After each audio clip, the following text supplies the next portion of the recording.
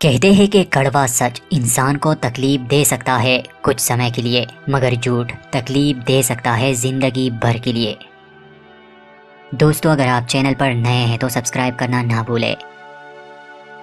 ये movie based है एक ऐसे गांव की कहानी पर जो रहता है साल 1897 में। एक छोटा सा गांव जहां लोग मिलजुल कर रहते थे, जहां पैसे की कोई अहमियत नहीं थी, हर किसी का अपना काम था, सभी को बराबर खाना और सब कुछ मिलता। मगर ये कोई आम गांव नहीं था, ये जंगल के बीचों बीच बसा एक ऐसा गाँव था जहाँ से निकलना बहुत मुश्किल था। गाँव में रहने वालों की तकदीर में यहीं पर जीना मरना लिखा था। हर गाँव की तरह यहाँ भी औरतें, मर्द, बच्चे और बुजुर्ग रहते थे, मगर इन लोगों के नियम काफी हट कर थे। इस गांव को चलाने के लिए एल्डर्स थे, ऐसे लोग जो सबसे उम्र में बड़े थे और एक्सपीरियंस। वो जो भी कहते बाकी सभी लोग उन बातों को मानते। वैसे तो बाकी सब ठीक था, खाना पानी मौजूद था, मगर इस गांव के बाहर इनका जाना खतरे से खाली नहीं था। एल्डर्स के अकॉर्डिंग बहुत साल पहले इस गाँव पर एक कर्ज था। यहाँ राक्षस हमला करते, लोगों को खाते, उनका कत्लेआम करते। मगर फिर यहाँ रहने वाले कुछ एल्डर्स ने उन राक्षसों से ये समझौता किया कि वो कभी इस गाँव से बाहर नहीं जाएंगे और इसके बदले राक्षस यहाँ गांव में आतंक नहीं मचाएंगे। अगर इंसानों ने ये रूल्स तोड़ने की कोशिश की और वो डार्क फॉरेस्ट यानी वो जंगल जो इनके गांव के चारों ओर था, उसमें कोई भी इंसान दाखिल हुआ तो अंजाम पूरे गांव को भुगतना पड़ेगा। यहाँ रहने वाले इंसानों ने इस समझौते को बरकरार रखा और काफी सालों से यहाँ शांति थी। कोई भी इंसान राक्षसों ने नहीं मारा था। यहाँ अजीब से नियम ये थे कि लाल रंग को कर्ज माना जाता, तो अगर इस रंग के फूल या फल उगते तो ये लोग उसे उखाड़ फेंकते और जमीन में दफना देते। अगर कोई किसी को पसंद करता तो वो उसे टच नहीं करता था। यहाँ शादियाँ अपनी मर्जी से होती थी, यहाँ किसी पर कोई जुल्म नहीं होता था। मगर चूंकि ये वो समय है जहाँ बीमारियाँ ज्यादा और इलाज बहुत कम है और बिना आसपास के टाउन से मदद लिए जीना मुश्किल है, इसलिए अक्सर बीमारियाँ ही इन लोगों को मार देती। फिर भी ये अपना जीवन यहाँ गुजार रहे हैं और कोई भी गांव से बाहर नहीं जाता। बाहर की दुनिया से इनका कोई वास्ता नहीं। अब आप इस कहानी का बैकग्राउंड समझ गए तो आगे आपको आसानी होगी। तो मूवी के शुरुआत में हमें ये दिखाया जाता है कि गांव में एक नौजवान लड़के की मौत हो चुकी है। असल में वो यहाँ के एक एल्डर जिसका नाम ऑगस्ट निकोलसन है, उसका बेटा है जो बीमारी के कारण चल बसा। खैर, फ्यूनरल के बाद हम सभी को खाने के टेबल पर देखते हैं और एल्डर्स में से इनके लीडर को भी जान पाते हैं जिनका नाम एडवर्ड है। एडवर्ड की दो बेटियां है, एक किटी वाकर और दूसरी आईवी वाकर। अब आईवी जो है उसकी आंखों की रोशनी जा चुकी है, मगर फिर भी वो काफी अच्छे से रहती है क्योंकि उसके बाकी सेंसेस अच्छे से काम करते हैं। इसलिए अगर उसके आसपास कोई हो तो वो पहचान लेती है और गांव के सभी जगह उसे मालूम है। जब ये लोग खाना खा रहे थे, जंगल से बड़ी ही अजीब और डरावनी आवाजें आ रही थी। अब चूंकि हम जान गए हैं कि गांव के बाहर यानी डार्क फॉरेस्ट में वो राक्षस रहते हैं, तो ये उन्हीं की हो सकती है। यहाँ हमारा सामना कहानी के एक और अहम कैरेक्टर से भी होता है, नोवा पर्सी, जो मेंटली स्टेबल नहीं मगर बाकी सभी का उसके साथ बर्ताव अच्छा है। उस समय वो हंस रहा था, हालांकि बाकी सब बहुत घबरा जाते हैं। काफी समय से ये सब चल रहा है, मगर अब इन लोगों को आदत सी हो गई है इन हालात में रहने की। खैर, कहानी आगे बढ़ती है। अगले दिन सुबह बच्चों को एक जानवर की लाश मिलती है जिसकी काल पूरी तरह से साफ की हुई थी। फिर एल्डर्स के बीच मीटिंग होती है तो वो इस बात पर एग्री हो जाते हैं कि ये काम किसी की शरारत होगी, क्योंकि उनमें से किसी ने भी राक्षसों से किया हुआ समझौता नहीं तोड़ा था। मगर फिर इन एल्डर्स में से एक जिसका नाम एलिस है, उसका बेटा लूशियस एक रिक्वेस्ट लेकर आता है। वो कहता है कि 21 साल की उम्र में डेनियल जो बीमारी की वजह से मर गया, मतलब ऑगस्ट का बेटा, क्योंकि उसका इलाज ना हो सका और अब आगे किसी और के साथ ऐसा ना हो, इसलिए लूशियस उनसे ये रिक्वेस्ट करता है कि आप लोग मुझे दूसरे टाउन में जाने की इजाजत दे ताकि मैं वहाँ से मेडिसिन ला सकूं, और समझाता है कि वो राक्षस हमारे डर पर जीते हैं और मैं उनसे नहीं डरता, इसलिए वो मेरा कुछ नहीं बिगाड़ सकते। मैं चाहता हूँ कि आप मुझे जाने की इजाजत दे क्योंकि मैं गाँव वालों की भलाई ही चाहता हूँ। मगर फिर भी सभी एल्डर्स लूशियस की बात से साफ इनकार कर देते हैं क्योंकि वो कोई रिस्क लेना नहीं चाहते थे। वो सब बहुत सालों से पीसफुली रह रहे हैं। आखिर इसके पीछे राज क्या है, जल्दी हम जान जाएंगे। तो अब होता कुछ यूं है कि उसी रात फिर से जंगल से भयानक आवाजें आती है और अगले दिन फिर से उन्हें एक और जानवर की बॉडी मिलती है उसी हालत में। अब ऐसा दूसरी बार हुआ, इसलिए इस बार सभी सीरियस हो जाते हैं और डर के मारे सब परेशान होते हैं क्योंकि ये एक तरह से चेतावनी थी। एल्डर एलिस कहती है कि ये काम मॉन्स्टर्स का नहीं हो सकता, उन्होंने आज तक ऐसा नहीं किया, ये कोई भेड़िया होगा जिसका दिमागी संतुलन बिगड़ गया होगा, इसलिए वो जानवरों की काल उतार देता है मगर मीट को खाता नहीं। इसीलिए अब सभी को सावधान रहना होगा। फिर हम एल्डर एडवर्ड की बेटी किटी को देखते हैं, जो अपने फादर की इजाजत से लूशियस को शादी के लिए प्रपोज करती है, मगर लूशियस साफ साफ इनकार कर देता है, वो भी बहुत ही रिस्पेक्ट के साथ, क्योंकि उसके दिल में किटी के लिए ऐसी कोई भी बात नहीं थी। अब पूरे गाँव में सिर्फ लूशियस ही एक ऐसा इंसान है जो बाकी सबसे अलग सोचता है। इस गाँव के बारे में, आसपास के हालात के बारे में उसे शक है कि एल्डर्स कुछ तो छुपा रहे हैं। लूशियस के जवाब से किटी बहुत दुखी हो जाती है। उस रात वो बहुत रोती है। लूशियस डेनियल के डेथ के बाद उसके फादर ऑगस्ट की भी काफी कामों में हेल्प करता है, क्योंकि वो बिल्कुल अकेले हो गए हैं। उसी समय हम ऑगस्ट को देखते हैं, जो ये लाइंस बोलते हुए एक मिस्टीरियस ब्लैक बॉक्स को देख रहे होते हैं। वो कहते हैं कि उदासी इंसान का साथ कभी नहीं छोड़ती, वो एक ना एक दिन जरूर आपको सूंघते हुए आप तक पहुंच ही जाती है। इस बॉक्स की मिस्ट्री और इन लाइंस का मतलब क्लाइमैक्स में रिवील होगा, क्योंकि हर एल्डर के घर में एक ऐसा ही बॉक्स पड़ा है। अगले दिन नोवा, जो मेंटली डिसेबल है, वो बच्चों के साथ लड़ते हुए पकड़ा जाता है। आइवी, जो एल्डर एडवर्ड की दूसरी बेटी है, वो नोवा को डांट कर कहती है कि अगर अब तुमने शरारत की तो तुम्हें क्वाइट रूम में बंद कर दूंगी। ये रूम पनिशमेंट के लिए यूज होता है और काफी बार नोवा को समझाने या डराने के लिए यूज हुआ है। खैर, नोवा भी सिर्फ आइवी की बात ही अच्छे से सुनता और समझता, इसलिए वो मान जाता है। फिर वो दोनों खेलते हुए लूशियस के पास आ जाते हैं, जहाँ आइवी लूशियस से कहती है कि मैं जानती हूँ तुमने मेरी बहन को इनकार क्यों किया, क्योंकि तुम मुझे पसंद करते हो। बचपन से हम दोस्त थे, तुम हमेशा मेरा हाथ तामे रखते थे, मगर एक दिन तुमने मेरा हाथ तामना बंद कर दिया और मैं समझ गई इस बात को। असल में टाउन वालों के बीच एक सोच है कि वो जिससे भी प्यार करते हैं वो उसे कभी टच नहीं करते। खैर, फिर लूशियस वो नोवा के हाथ में वही रेड फ्रूट देखता है जो सिर्फ जंगल में पाया जाता है, क्योंकि टाउन वाले लोग रेड कलर से डरते हैं और दूर रहते हैं। और लूशियस समझ गया कि नोवा बहुत बार जंगल में गया है, मगर राक्षसों ने उसे कुछ भी नहीं किया। ये बात लेकर वो फिर से एल्डर्स के पास जाता है कि राक्षसों ने नोवा की मासूमियत की वजह से उसे छोड़ दिया होगा, और इसीलिए मैं भी जंगल में जाना चाहता हूँ, क्योंकि मैं डर को महसूस नहीं करूंगा। मगर दोबारा से लूशियस को इनकार किया जाता है। लूशियस की माँ भी नहीं चाहती थी कि वो यहाँ से बाहर जाए। अब रात को लूशियस का मूड बिल्कुल खराब होता है। उसकी माँ उसे समझाने की कोशिश करती है कि उसके फादर भी टाउन से बाहर गए थे और मारे गए थे। मैं तुम्हें भी खोना नहीं चाहती लूशियस। मगर लूशियस नोटिस करता है कि सभी एल्डर्स अजीब है, जैसे सबके पास कोई ना कोई राज हो, और वही मिस्टीरियस ब्लैक बॉक्स भी जो सब एल्डर्स के घर में है। साथ ही लूशियस को लगता है कि आइवी के फादर एडवर्ड वो लूशियस की माँ यानी एलिस से प्यार करते हैं, और इस बात का अंदाजा उसने इससे लगाया कि एडवर्ड एलिस को कभी भी नहीं छूता। फिर एलिस भी समझाने की बहुत कोशिश करती है कि उस बॉक्स में हमारे पास्ट के वो भयानक यादें हैं जिन्हें हम दफनाने की कोशिश कर रहे हैं, और वो कभी भी उसमें वापस नहीं जाना चाहते। यहाँ तक कि एल्डर्स और बाकी गाँव वाले उन राक्षसों को किसी नाम से नहीं पुकारते, बल्कि वो कहते हैं कि जिनकी हम बात नहीं करते, क्योंकि ये लोग कभी भी राक्षसों के बारे में कहानियां नहीं सुनाते। अब अगले दिन सुबह हम लूशियस को देखते हैं, जो टाउन की बाउंड्रीज पर येलो कलर पेंट कर रहा है। इन लोगों की अपनी एक हद है और बाकायदा वहाँ पहरा दिया जाता है रात को। उस समय लूशियस कुछ सोचता है और बिना किसी की बात माने वो डार्क फॉरेस्ट में थोड़ी देर के लिए एंटर करता है। कुछ ही दूर जाने पर उसे किसी की प्रेजेंस फील होती है और वक्त रहते वो वहाँ से वापस आ जाता है। मगर बहुत जल्द लूशियस को अपनी गलती का अंदाजा होने वाला है, क्योंकि रात होते ही रखवाली करने वाला लड़का, जिसका नाम फेंटन है, उसके दरवाजे पर कोई दस्तक देता है। जब वो नीचे देखता है उसे राक्षस की झलक नजर आती है। वो इतना घबरा जाता है कि कुछ समय के लिए वो अपना होश ही खो देता है, और फिर वो घंटी बजाता है ताकि बाकी गांव वालों को खबरदार कर सके। सभी लोगों ने घरों में बेसमेंट बनाए थे, और जब भी ऐसे हालात आते सभी लोग बेसमेंट में छुप जाते। उस समय भी सब ऐसा ही करते हैं, मगर आइवी अभी तक बाहर ही थी, क्योंकि वो लूशियस के बिना नहीं जाने वाली थी, और वो हमेशा आइवी के पास आता, उसका हाथ थामता, खासकर ऐसे खतरनाक हालात में। और लूशियस भी ठीक समय पर पहुंच जाता है और सभी बेसमेंट में छुप जाते हैं। पूरी रात उन राक्षसों की भयानक आवाजें उन लोगों को सोने भी नहीं देती। सभी लोग अपने दरवाजों पर लाल रंग देखते हैं, यानी राक्षसों ने अपनी चेतावनी छोड़ दी थी।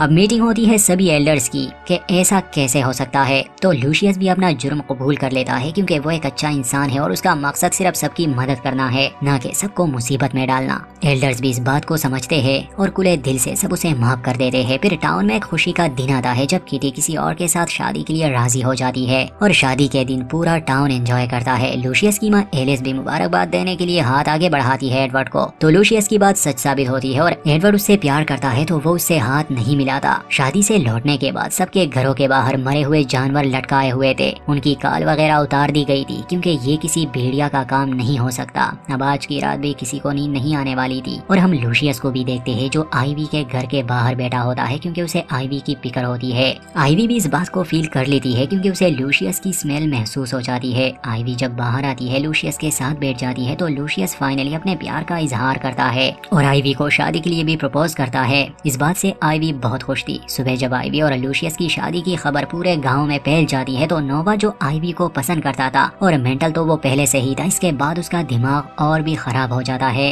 वो लूशियस के पेट में खंजर घोंप देता है। एल्डर्स को पता लगता है। सबसे पहले वो सन की नोवा को क्वाइट रूम में लॉक कर देते हैं और आइवी भी बहुत दुखी हो जाती है। हालांकि वो अंधी थी मगर फिर भी वो सबसे पहले लूशियस तक पहुंच जाती है। बाद में अपना सारा गुस्सा वो नोवा पर उतार देती है। उधर लूशियस की सांसें अभी भी चल रही है, इसलिए उसे बचाने के लिए आइवी गाँव से बाहर जाकर मेडिसिन लाने की रिक्वेस्ट करती है क्योंकि इनके पास इलाज के लिए कुछ नहीं। मगर हर बार की तरह वो अब भी हार मान चुके हैं। आइवी भी अपने प्यार को मरता हुआ नहीं देख सकती थी और अगर ऐसा हुआ तो आइवी का भी दिल टूट जाएगा। इसलिए मजबूरन एडवर्ड खुद टाउन से बाहर जाने का इरादा करता है। मगर एडवर्ड की वाइफ उसे याद दिलाती है कि हमने कसम खाई थी कि हम कभी भी इस गांव से बाहर नहीं जाएंगे, इसलिए तुम भी नहीं जा सकते। दोनों के बीच काफी बहस होती है। फिर एडवर्ड वो आइवी के पास आता है और उससे माफी मांगता है कि जब तुम्हारी आंखों की रोशनी चली गई तब भी मैं कुछ नहीं कर सका। मैं एक अच्छा पिता नहीं हूँ मगर मुझे पूरा भरोसा है जो मैं नहीं कर सका तुम जरूर कर सकती हो। अब सीन शिफ्ट होता है जहाँ आइवी तैयारी करती है टाउन से बाहर जाने की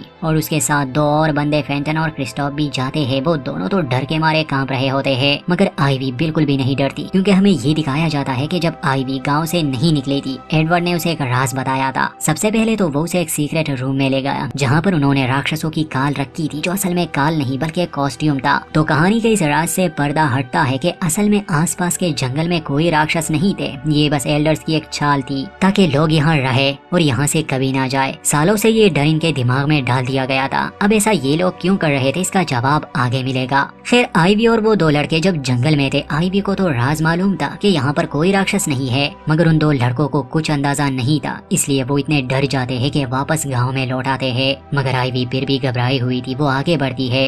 अब जो डरावनी आवाजें जंगल से आ रही थी असल में एडवर्ड का कहना था कि ये डिवाइसेस हमने पेड़ों पर लगाए हैं, जब तेज हवा चलती है वो आवाज करती है। मगर बचपन का डर अभी भी आइवी के दिल में था, इसलिए वो धीरे धीरे आगे बढ़ रही थी। वो किसी दूसरे टाउन में पहुंचना चाहती थी जहां से वो मेडिसिन ला सके। एडवर्ड ने उसे सोने की एक घड़ी भी दी थी कि इसके बदले तुम्हें कोई ना कोई मेडिसिन दे देगा क्योंकि पैसे तो उनके गाँव में थे नहीं। अब सवाल उठता है कि अगर राक्षस वो एल्डर्स ही थे, क्योंकि शादी में भी सभी एल्डर्स परेशान हो जाते हैं क्योंकि वो सब वहाँ मौजूद थे, ये उनका प्लान नहीं था, यानी उनके अलावा भी कोई ये काम कर रहा है और या तो राक्षसों वाली कहानी सच्ची है। फिर आगे हम जान जाएंगे। अब आइवी अकेले ही आगे बढ़ रही थी क्योंकि ये बात भी एडवर्ड ने पहले ही आइवी को समझा दी थी कि इतने सालों से जो डर एल्डर्स ने गांव वालों के दिल में बिठाया है क्रिस्टोफ और पेंटन कुछ ही दूर तक साथ जा सकेंगे और फिर उसके आगे आइवी को अकेले ही जाना होगा। और वो एक खुफिया रास्ते के बारे में भी बताता है जिसके जरिए आइवी वो गाँव से बाहर दूसरे टाउन तक जा सकती है। अब आइवी को मेडिसिन लेकर जल्दी वापस आना होगा और बाहर के किसी भी इंसान को अपने गाँव की लोकेशन या इस गाँव के बारे में कुछ भी नहीं बताना होगा। और उन्हीं सोचों के साथ आइवी आगे बढ़ रही थी। दूसरी तरफ लूशियस की माँ एलिस को दिखाया जाता है।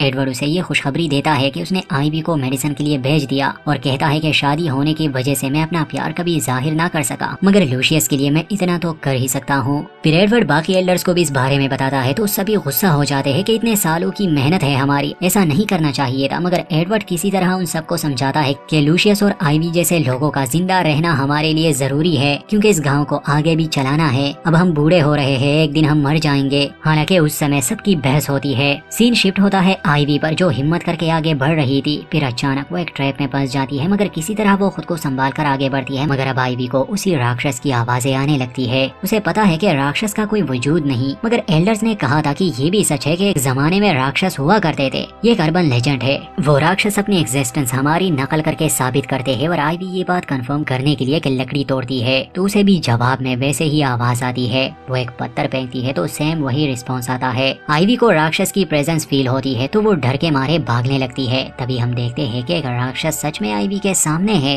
आइवी उसे देख नहीं सकती मगर महसूस कर सकती है। अब चूहे बिल्ली का खेल शुरू हो जाता है और आइवी भी समझदारी दिखाते हुए एक प्लान बनाती है। वो उसी गड्ढे में जहाँ आइवी गिरते हुए बच गई थी उस जगह का अंदाजा लगाकर उस राक्षस को उकसाती है। जैसे ही वो उस तक पहुँचता है ठीक समय पर वो उसे धोखा दे जाती है और वो राक्षस उस गड्ढे में गिर जाता है। सीन गाँव पर शिफ्ट होता है। एल्डर्स उसी क्वाइट रूम में देखते हैं कि नोवा गायब है और उसी रूम में एक सीक्रेट अंडरग्राउंड रास्ता है जहाँ उन्हें जानवरों की काल और कुछ और सामान मिलता है। और अब यहाँ दूसरा प्लॉट रिवील होता है कि असल में एल्डर्स के अलावा जो कुछ भी हो रहा था वो सब कोई और नहीं बल्कि नोवा ही कर रहा था। वो मेंटली डिसेबल होने के बावजूद माइंड से बहुत ही स्मार्ट और चालाक था, क्योंकि हमेशा पनिशमेंट के लिए उसे क्वाइट रूम में बंद किया जाता, तो उसे यहाँ वो कॉस्ट्यूम मिलने के बाद सब कुछ समझ आ गया और वो इसे एल्डर्स का एक खेल ही समझने लगा। तो वो भी इस खेल में शामिल हो गया और हर बात को याद रखने लगा जो भी राक्षसों के बारे में एल्डर्स ने बताई थी, जैसे शिकार की नकल करना और जंगल से भयानक आवाजें आना, और जहाँ भी राक्षस की मौजूदगी के वक्त एल्डर्स में से कोई गायब होता तो नोवा मौजूद होता, मगर जब सभी एल्डर्स मौजूद होते तो नोवा उस वक्त गायब होता। जैसे शादी में नोवा गायब था, मगर जब बेसमेंट में सब छुपे थे तब नोवा उनके साथ था, यानी नोवा भी उनके साथ बराबर गेम खेल रहा था। मगर लूशियस और आइवी का प्यार देखकर नोवा का दिमाग खराब हो गया और उसने उसे मारने की कोशिश की,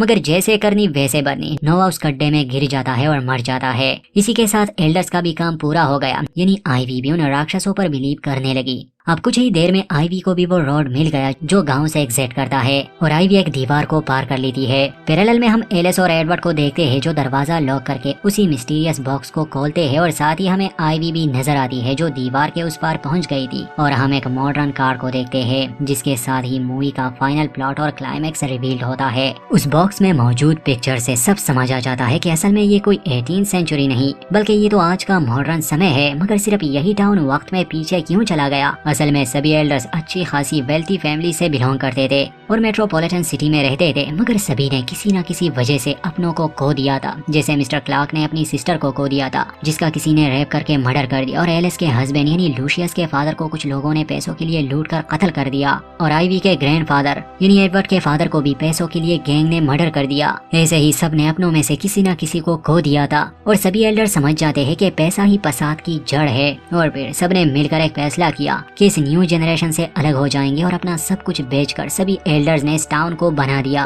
और कसम खाई कि इससे कभी भी बाहर नहीं जाएंगे और ऐसे रूल्स और कहानियां बनाई कि आने वाली नस्लें भी यहाँ सेफ रहे। मगर साथ ही हमेशा उन्हें अपने इस फैसले पर शक भी होता रहा कि क्या ये सही फैसला था, क्योंकि प्रॉपर इलाज न होने की वजह से उन्होंने अपनों को तो वैसे भी खो दिया है, जैसे डैनियल। और इसी बात के बारे में डैनियल के फादर निकलसन भी कहते हैं कि जिस दुख से बचने के लिए उन्होंने ये टाउन बनाया वो दुख उनका पीछा नहीं छोड़ रहा, यानी अपनों को वो नहीं बचा पाए। अब हम एक बार फिर से आइवी के पास आ जाते हैं जो एक यंग सिक्योरिटी रेंजर के सामने है। यंग रेंजर भी हैरान होता है कि आइवी एनिमल सेंचुरी से आई है। असल में वो एरिया जहाँ विलेज के लोग हैं उसे एनिमल सेंचुरी कहते हैं, इसलिए आज तक वहाँ कोई नहीं गया। वो हर चीज से प्रोटेक्टेड है, इसीलिए आज तक वहाँ से कोई प्लेन तक नहीं गुजरा और न ही वहाँ रहने वाले लोगों को कभी ये पता चलेगा कि वो किस समय में है। अब सिक्योरिटी रेंजर अपने सीनियर को इस बारे में बताने ही वाला होता है। वो आइवी के मासूमियत और ब्लाइंड होने की वजह से उस पर तरस खाकर उसकी मदद करने को तैयार होता है। आइवी को भी वो एक दयालु इंसान फील होता है तो वो उसे वो चिट्ठी देती है और साथ ही सोने की वो घड़ी भी।